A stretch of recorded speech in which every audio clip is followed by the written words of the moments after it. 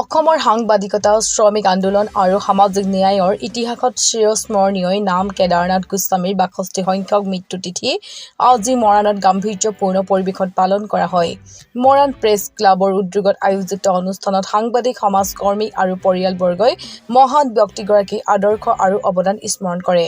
Moran জ্যোতিপুৰস্থিত Moran press ক্লাবৰ ভূমিত থকা কেদাৰনাথ গোস্বামীৰ আবক্ষ মূৰ্তি প্ৰাংগণত আজি আধ্যাত্মিক পৰিৱেশত পালন কৰা হয় তেখেতৰ ৬২ সংখ্যক মৃত্যু তিথি। অনুষ্ঠানত প্ৰথমে আবক্ষ মূৰ্তিত মাল্যাৰ্পণ কৰে মৰাণ প্ৰেছ ক্লাবৰ সভাপতি দয়ানন্দ সিঙে। ইয়াৰ পিছতে বন্তি প্ৰজ্বলন কৰে কাৰ্যকৰী সভাপতি যদুনাথ পুৰীয়ে। ধূপ-ধূনা জ্বলাই আৰু পুষ্পাঞ্জলি অৰ্পণ কৰে প্ৰেছ ক্লাবৰ সহকাৰী সম্পাদকদ্বয় ক্ৰমে অমিত চৌধুৰী, ৰাজু মিশ্ৰা, কোষাধ্যক্ষ সঞ্জয় নাগ, ভূমিদাতা প্ৰয়াত হৰেশ্বৰ কটকী পৰিয়ালবৰ্গসহ উপস্থিত সদস্যসকলে। মৰাণ প্ৰেছ ক্লাবৰ সম্পাদক কৰুণা ফুকনে আঁত ধৰা অনুষ্ঠানত বক্তাসকলে কেদাৰনাথ গোস্বামীৰ সংগ্ৰামী জীৱন আৰু সমাজ সেৱামূলক অৱদান স্মৰণ কৰে। বক্তাসকলে কয়, কেদাৰনাথ গোস্বামীয়ে আজীৱন শোষিত, বঞ্চিত আৰু শ্ৰমজীৱী মানুহৰ অধিকাৰৰ বাবে সংগ্ৰাম কৰি গ'ল।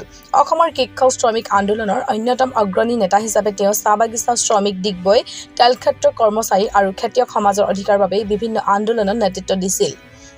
উল্লেখযোগ্য যে ১৯০১ চনত জন্মগ্ৰহণ কৰা কেদাৰনাথ গোস্বামী স্বাধীনতা আন্দোলনৰ সক্ৰিয় কৰ্মী, সমাজবাদী চিন্তাবিদ আৰু নিষ্ঠাবান সাংবাদিক হিচাপে বিশেষ পৰিচিত আছিল।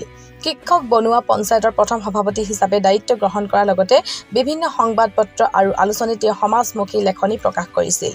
অনুষ্ঠানত বক্তাসকলে বৰ্তমান সময়ত কেদাৰনাথ গোস্বামী আদৰ্শ অধিক প্ৰাসংগিক বুলি উল্লেখ কৰি নতুন প্ৰজন্মৰ মাজত তেওঁৰ চিন্তাধাৰা বিস্তাৰৰ ওপৰত গুৰুত্ব আৰোপ কৰে।